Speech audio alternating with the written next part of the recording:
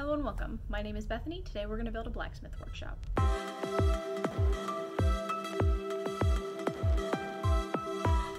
Welcome to another episode in my basic series where we build basic maps that any DM can use for any campaign. Today we're actually going to be focusing just on a single building, and that's going to be a blacksmith workshop, which technically is a building but also has like an outside place too, so it's both. We're working in Dungeonfog first, and then we're going to move into Arkenforge. Today we are actually going to be using a new set of assets that I have not actually used previously. It's a guy named, I'm gonna butcher this, I know it, Caeora. I found him when the YouTube channels for World Anvil, Dungeonfog, How to Be a Great GM, and him all did a masterclass. It was called Circle of Worldbuilders. It was a couple weeks ago, and I found some of his assets and I really liked the way they looked. And to my knowledge, Forgotten Adventures has not yet released like an anvil workstation for blacksmiths or that kind of situation. However, Caeora does have one. So we are going to be implementing some of those, and I will drop links to all of those as well. I've not mentioned World Anvil before only because I don't use it. However, I've heard really good things about it, and during the masterclass they seem to know what they're talking about. But like I said, I'll drop links to everybody down below. So with that, we are starting in Dungeonfog, getting the walls already figured out and the brushwork, and then we're going to hop into Arkenforge, and that's where we're going to put all the assets in. This particular build is going to be, like I said, a store with an outside workspace, a la Skyrim looking kind of feel is how I was vibing for this map. I am a huge fan of singular buildings. If you don't follow my Instagram, I talk about this in one of the posts that I made recently. Tabletop RPGs are so built around the basis of roleplay. Like, that's how they were founded. It's literally right in the name. And in that, you have so many opportunities to have encounters with your players that aren't just fight scenes, fight encounters. An encounter can also just be an interaction between your players and another character, a scene, environment, anything like that. And so I like to build singular buildings. That way your players also have a good idea of spatial relations. For me, I've said it before, I'll say it 1,000 times, theater of the mind is wonderful if you can do it. I am not blessed with that skill, so it's easier for me to explain spatial relations, and especially in a small area, with visual representation. And so that allows your players to kind of see where tables are, where counters are, if they need to hop over something, if they need to run away because they got sticky fingers, whatever it is that they need. If it can't be explained by you, by me, then I put it in there that way they can see it. And for those of you who know or who have the opinion of, well, when you see something, it makes it harder to not want to do that thing or not to go that place. I have talked about Fog of War in the past, but for me, in these builds, I equate it the same way as physically walking into a store. Your players have a passive perception, at least for D&D they do. They have a passive perception, they have the ability to see what's around them in their immediate space. And so what they're seeing in that room is what their passive perception sees. And if you have something that's placed that's maybe a little bit different looking, or a little larger, or a little brighter, something that has an effect on it, obviously you can describe that object if they see it in the general vicinity, but also them physically seeing it on the map. They can then choose to investigate that object if they're going to, or they can just attribute it to being part of the map. But like I said, theater of the mind and explaining things can be really hard for me, and explaining everything, especially in a store, can be kind of tedious. And so I like to have specialty single building maps, and I might make a series out of this and just do a whole bunch of other single buildings. If that's something you guys want to see, let me know in the comments. I do have plans to do a couple of them, but if there's anything specific, like, let me know. So that's what we're doing today. We're gonna build this workshop, this blacksmith space. I'm really excited. I've done one of these once before, but I'm vibing with the Skyrim feel today, so that's what we're gonna go with. Let's get started.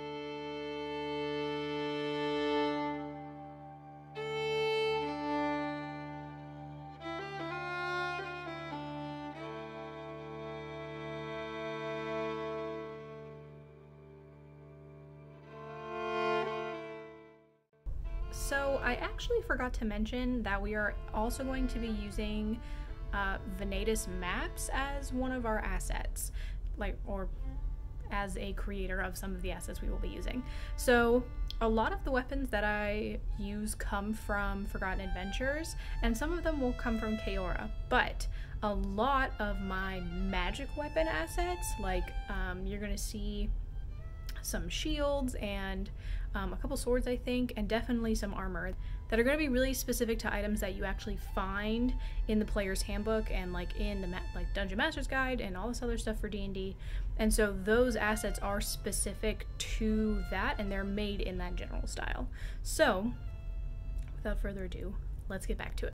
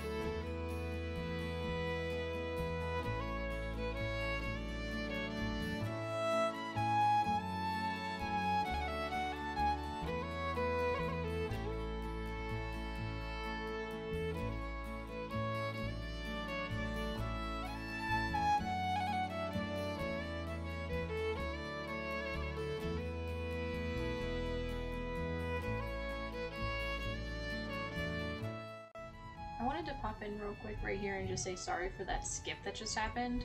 I spent like 20 minutes trying to figure out how I wanted these tables arranged, and so I figured I would spare you guys all of that and just show you kind of how it turned out.